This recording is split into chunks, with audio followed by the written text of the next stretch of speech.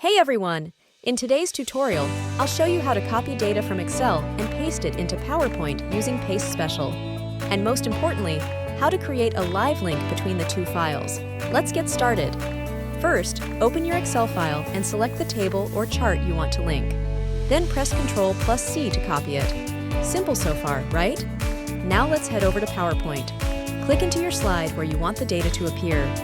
Now, instead of using regular paste, go to the top menu, Paste drop-down.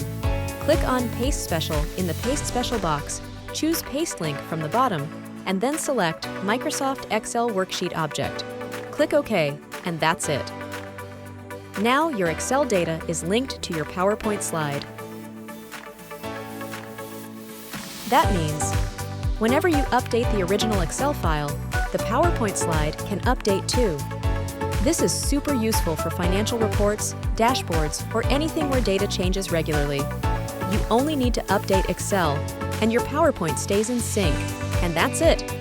Now you know how to link Excel to PowerPoint like a pro using Paste Special.